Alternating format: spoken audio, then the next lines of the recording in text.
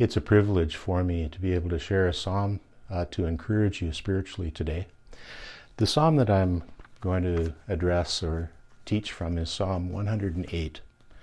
Now, Psalm 108, as has already been mentioned, is part of 10 psalms from 101 to 110 that deal with the king and his pledge of reigning righteously under the Lord's command and direction.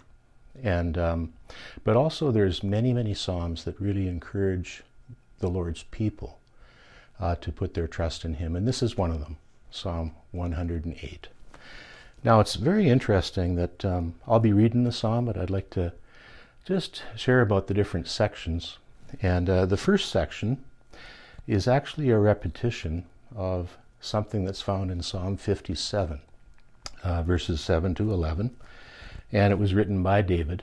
Interestingly, when David wrote this particular portion of the psalm, he was hiding in a cave trying to protect himself from the assassins sent out by King Saul. And so I'd like to start by reading Psalm 108, verses 1 to 5.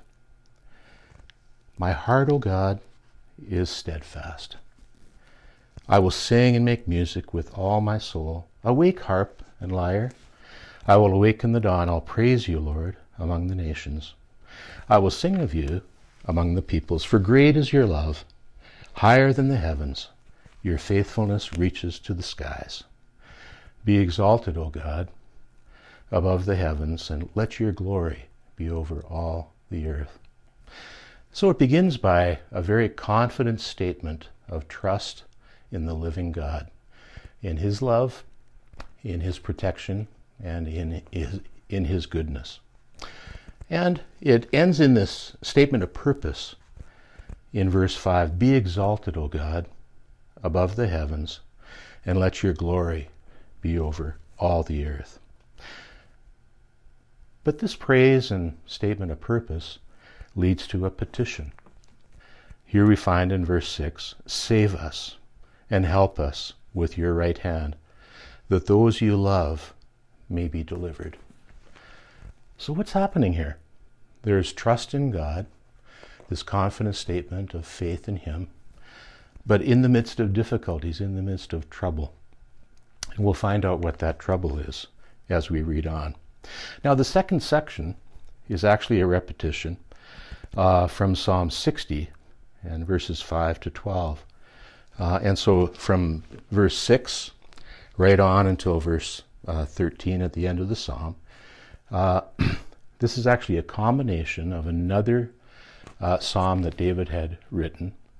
And when he had written that in Psalm 60, he, as the king, with the commander of his army, Joab, had actually been solidifying the control of the nation of Israel within the allotted land that God had promised to their forefather Abraham and to Isaac and Jacob.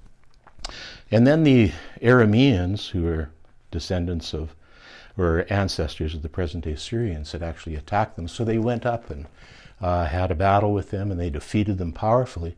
But what they discovered was while they were away, an ancient arch-enemy of Israel, the descendants of Esau, from Edom and from Amalek, had actually raided and overthrew the garrisons in the southern part of Israel. And they'd taken many captives and slaves, and they'd taken them back to their capital, Basra, Petra, down in the area of Edom that Esau had built. And so David begins again in Psalm 6, or in Psalm 108 and verse 6, save us and help us with your right hand, that those you love may be delivered. God has spoken from his sanctuary. In triumph I will parcel out Shechem and measure off the valley of Succoth.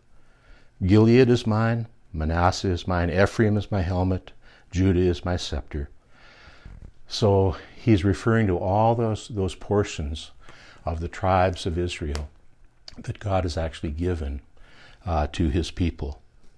But they're living in the midst of enemies. In verse 9, Moab is my wash basin, that is Moab, an enemy across the Jordan to the east, is actually like that basin that every Jewish home would have just inside the door, where they would actually wash their feet. And on Edom I toss my sandal. Over Philistia I shout in triumph. So they're surrounded by enemies. And one of the great enemies is Edom. Who will bring me to the fortified city? Who will lead me to Edom? Is it not you, God? You who have rejected us and no longer go out with our armies? Give us aid against the enemy, for human help is worthless. They needed to go and rescue their people who were enslaved in Edom. And he was calling on the Lord to go with them and to give them victory. And then it ends with the confident statement, with God we will gain the victory, and he will trample down our enemies. May this be a blessing and an encouragement to you, because you might feel like perhaps God has abandoned you. I'm here to tell you, no, God loves you. Put your trust in him.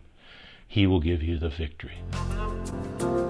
As we hope in the Lord, we will gain our strength. We will run for miles. We will stand up straight. We will not grow weary. We will not grow faint. On the wings of an eagle, we will rise. And as we hope in the Lord, we will gain our strength.